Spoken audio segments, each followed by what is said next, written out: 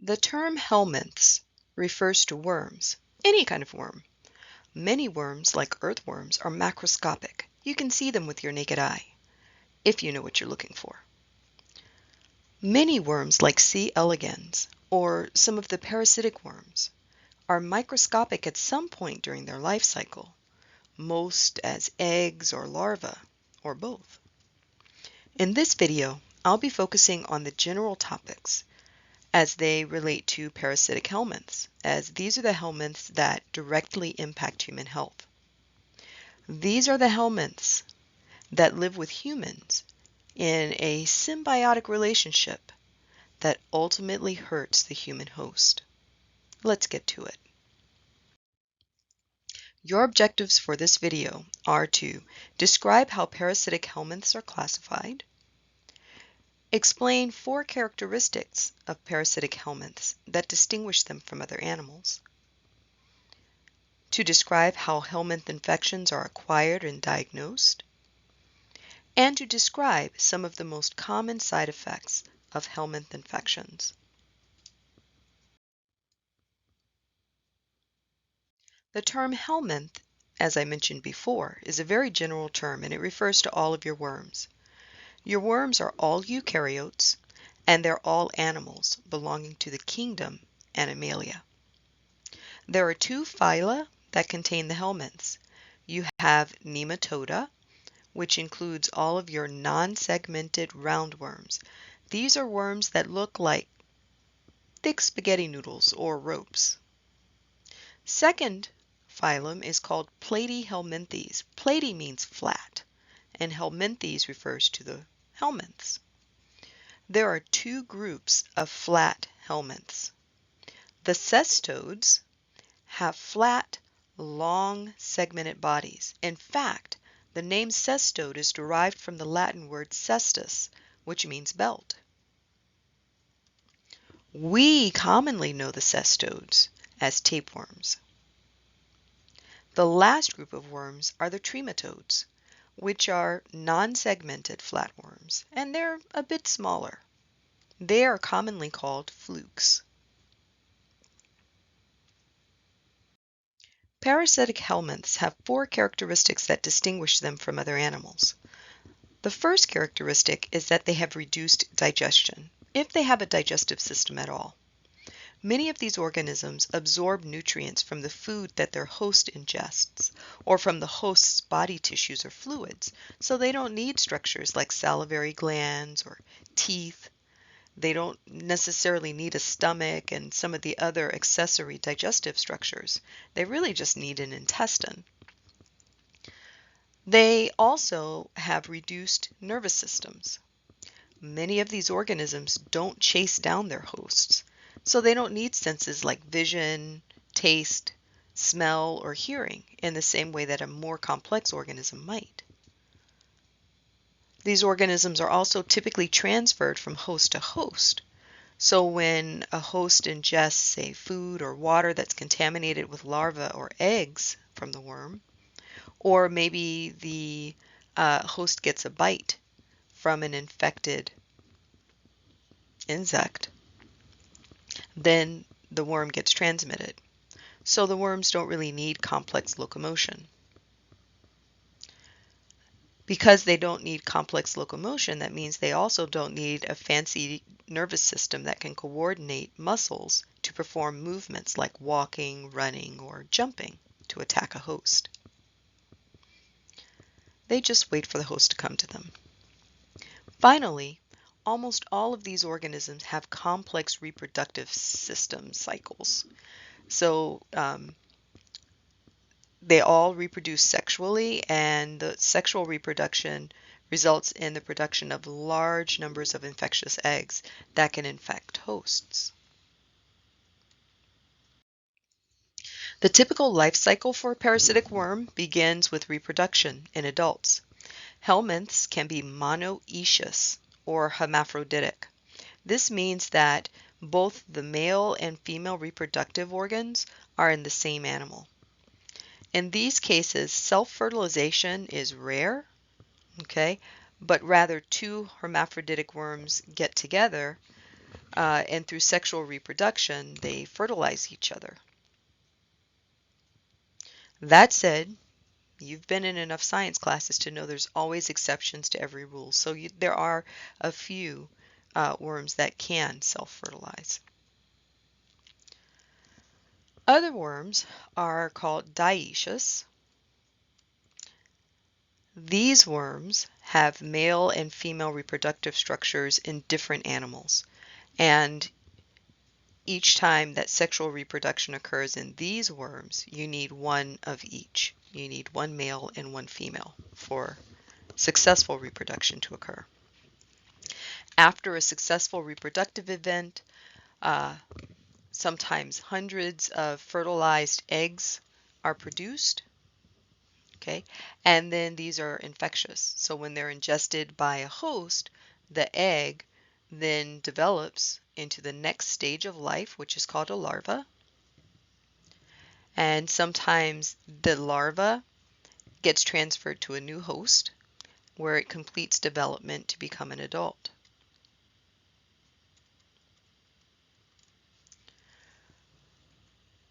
So, for many worms, development accompanies exchange among different hosts. So an egg might develop into a larva in one host and then move to a second host to develop into an adult. For some worms, they'll then move to a third host to reach maturity and to reproduce. The host in which a parasite reaches maturity and reproduces is called the definitive host. All of the other hosts are called intermediate hosts.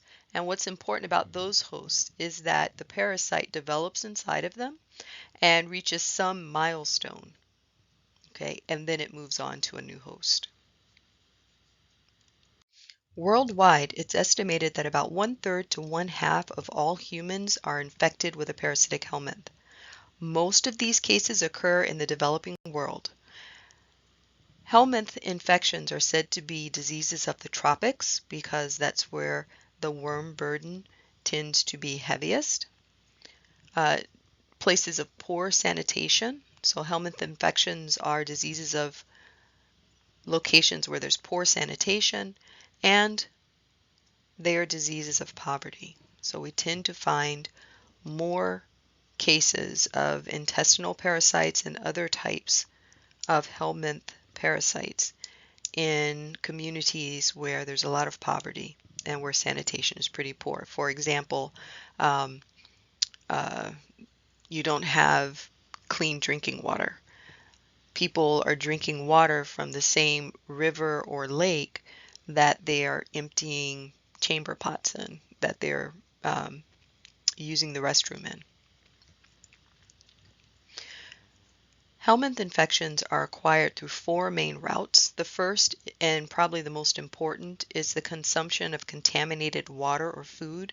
So here, people are eating food that's been washed in water that contains worm larvae or eggs, more importantly the eggs, or they're drinking water that contains larvae or eggs. They could also be eating food that contains larvae or eggs and they're not cooking it completely. So those eggs especially make it past the digestive system to the intestines where they develop into larvae. So washing food with contaminated water or also drinking water that's contaminated with larvae or eggs tends to be a problem. The fecal-oral route can transmit helminth infections. Here someone has gone to the bathroom, they're shedding eggs in their fecal matter, they don't wash their hands properly, and then they prepare food for someone else. Or children are playing and they're not keeping clean hands and they pass infections to each other. Insect bites can also be a source of a worm infection. And then some worms are actually able to burrow through the skin. So when people walk through a field where the grass is wet and there's fecal matter around, worms that are in the fecal matter get kind of suspended in the water in the grass, and then when someone walks through the grass, those worms start to stick to the skin and then they burrow through. Also can happen in kind of shallow water that someone walks through. Side effects, and these are just common side effects. There's many more side effects of helminth infections, but they include malabsorption of nutrients, which makes sense, right? Because a lot of times these worms are attached to the intestinal lumen, and they're absorbing the nutrients instead of the intestinal cells absorbing nutrients. Anemia is a problem. Growth retardation, probably due to the malabsorption of nutrients. Blindness, sometimes these worms infect the eye and cause blindness. Abdominal pain, weight loss, gas, nausea, or vomiting. So now would be a good time to do the helminth infection homework. For this particular assignment, you'll watch a video on YouTube called The Intestinal Parasites, Helminths, Tapeworms, and Protozoa. It's from the 2013 Global Health and Disasters course. And there's a set of questions that goes with this video. So some of the answers to those questions were in the video that you're watching right now. Some of the answers to the questions in the homework will be in the Global Health and Disasters course video. You'll want to watch that video, write the answers to the questions, and then submit that for homework credit. If you don't want to submit for homework credit, I highly recommend that you watch the video and make notes using those questions as a guide, because there's some information in that video that I've not gone over, and it's important for you to know, and it'll show up on your exam. So you'll want to be sure that you've seen the video at least, so that when you hear terms like Loeffler syndrome, or you hear a description of, or you see a description of ground itch, where a worm has burrowed through somebody's skin and caused inflammation, or on your exam, if I ask you for a potential drug that could be used to treat a helminth infection, you'll know where those questions are coming from. They're coming from the homework.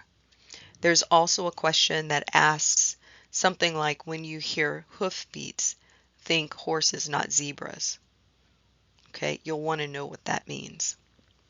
Now, the one thing that I didn't talk about in this video is how helminth infections are typically diagnosed. So in the protozoa part of this chapter, we talked about the stool O&P. We said that the stool O&P stands for stool, ova, and parasite. And remember, this is where somebody takes a fecal sample, they dilute it, spread it out on a glass slide, and look for actual parasites.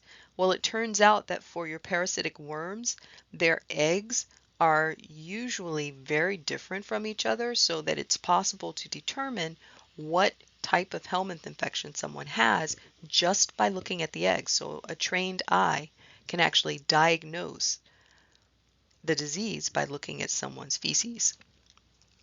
So this video, the Global Health and Disasters course, will talk a little bit about that. So you'll need that information for your exam as well. So pinworms are somewhat common in the US. People often have tapeworms, but another type of worm that we see sometimes here in the US is a pork tapeworm infection. So Taenia solium is the scientific name for the pork tapeworm. This particular worm is more common in underdeveloped communities and developing countries. However, when people come to this country, they sometimes have this tapeworm in their bodies. Typically, the tapeworm is transmitted in areas of poor sanitation, where people eat food that's contaminated with fecal matter, or they use or drink water that's contaminated with Taniosolium eggs. Another common source of this tapeworm is eating raw or undercooked pork. The meat from a pig may sometimes have what are called cysticerci. This is like a cyst form of the pork tapeworm, so it'll actually be in the meat. And then when people don't cook the meat and then they eat it, then that cyst survives most of the intestinal tract. Once the cyst gets to the intestines, the larva inside of the cyst emerges and begins to infect. So pork tapeworm infections are generally rare in the US. We have less than 1,000 cases per year. But the reason I'm talking about it is it was named a neglected parasitic infection by the World Health Organization and the CDC. So this is what a typical tapeworm looks like. Tapeworms have long, kind of flat or ribbon-like bodies. Like you see here, they can be several meters long, and the body part of the worm is called the strobila. Okay, the strobila. The strobila is made up of little segments called proglottids, and these proglottids have lots and lots of eggs inside of them that can continue an infection. Okay, so the end of the strobila has the proglottids. These things can break apart. They segment off and they're deposited in the environment. Eventually the coating around the eggs disintegrates, okay, releasing the eggs into the environment. And I'll never forget the first time I saw this in real life was when I adopted a cat from Forever Paws Animal Rescue down in Fall River. So we had this cat.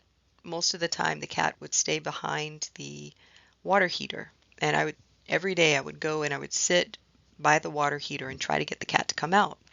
After about a month, the cat actually came out. She's a very timid cat. Like a couple of weeks after she came out, I started noticing little things that looked like dried rice all over the house, and I could not figure out for the life of me where that was coming from, because we don't eat all over the house, so there was no need to have anything that looked like little rice things. One day the cat is out walking around, and I happen to notice that there are these little rice things around her anus. And I'm staring, and then that's when I saw one of them move. So then I was like, oh, I know what that is. That's a tapeworm. And so then we had, I took the cat to the vet, found out that cats become infected with tapeworm when fleas eat the eggs, and then the cats eat the fleas. So, cat had a tapeworm, vet gave her a pill.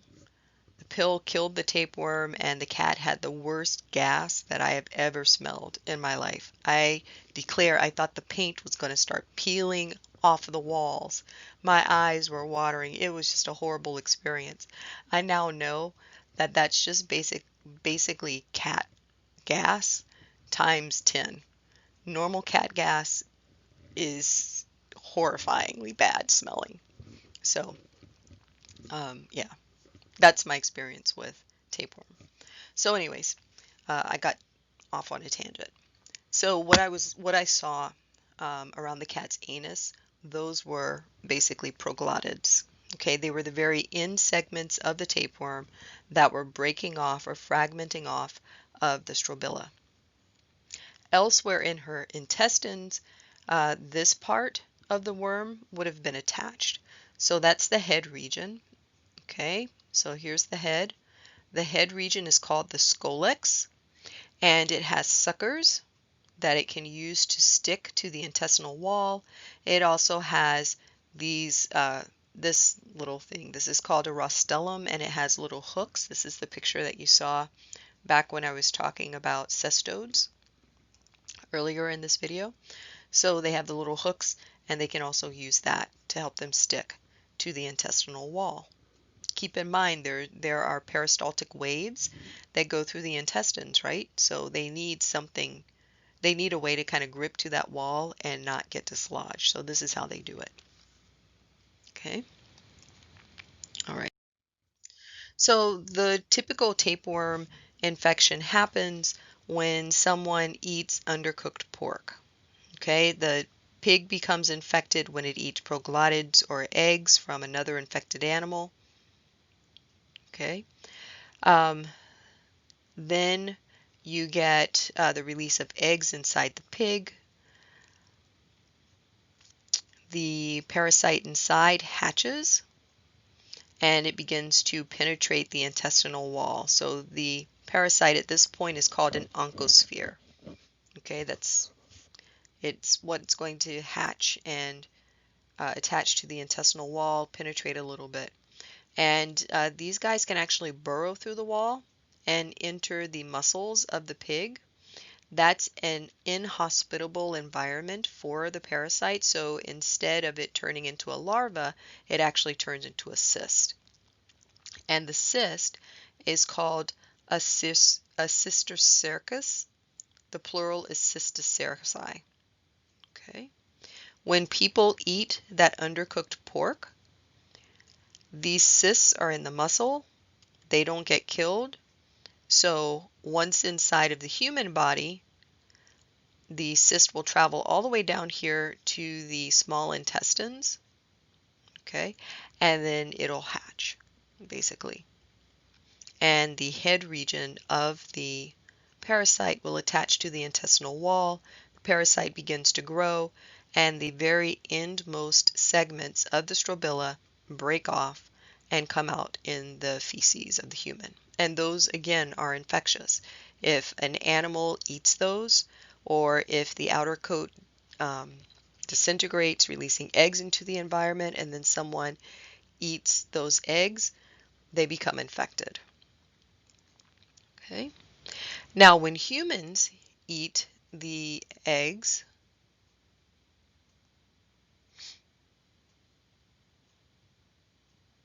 okay, when humans eat the eggs, then there's a few things that can happen. The egg can basically attach to the intestinal wall, penetrate through, and it can circulate into our muscles, forming what's called a cysticerci. Again, same thing. It's basically a cyst. Occasionally, these guys will make it to the brain. Okay, it'll make it to the brain and it'll form a cyst there. Humans are the definitive hosts for this tapeworm. Pigs are the intermediate hosts. So when someone has a tapeworm infection and they have cysts throughout their body, sometimes they don't even know it. They can have a few meter long worm in their intestines and not know it because there'll be no symptoms or maybe mild symptoms. Occasionally someone will have digestive problems like abdominal pain, loss of appetite, weight loss, upset stomach, and in severe infections there may be anemia because this thing is attached to the intestinal wall, right? The most visible sign of a tapeworm infection is the passage of 4 to 5 proglottids in the feces, so they'll look a little bit like a short rubber band. But where this pork tapeworm infection becomes serious is when someone develops cysticercosis. So here you get those little oncospheres, the little larvae that attach to the intestinal wall and burrow through. Sometimes they migrate to other tissues like the skin or the eye where they can cause blindness or muscle, or they go to the brain like I mentioned. When the larvae migrate to the brain and form cysts, you get something called neurocysticercosis. So cysts are forming in the tissues of the central nervous system because it's an inhospitable environment for the growth of that larva. It cannot form a worm there. So it's going to form a cyst and kind of wait until the conditions change. With neurocysticercosis, there can be severe headaches, seizures. This is an important one. So this is the leading cause of preventable epilepsy and a major cause of adult onset epilepsy in poorer countries. because those cysts disrupt the connections between neurons in the nervous tissue, right? So in countries where this pork tapeworm is endemic, meaning it's always around, it's just a disease that's always present, it's actually a cause of 30% of epilepsy cases. Other symptoms can be convulsions, blindness, and in your worst case scenario, neurocysticercosis is deadly. So this is the last thing I want to leave you with for this particular part of the chapter. This is a brain. This is actually an MRI of a brain for someone who has an advanced case of neurocysticercosis. So each of these dark spots, it looks like a hole here. These are the cysticerci, the cysts that are left by the pork tapeworm. These are the remains of larvae that have migrated to the brain, found it not conducive to growth, and then they formed a cyst there. So you can see how this might cause epilepsy because there are clearly a lot of neuronal junctions that are getting disrupted by the presence of these cysts. So in this video, I've talked about how parasitic helminths are classified. We talked about the four main characteristics of the helminths that distinguish them from other animals. Remember, that was the reduced digestion, reduced locomotion, reduced nervous system, and the complex reproduction. We talked about how helminth infections are acquired through fecal-oral route, most commonly drinking contaminated water and eating contaminated food.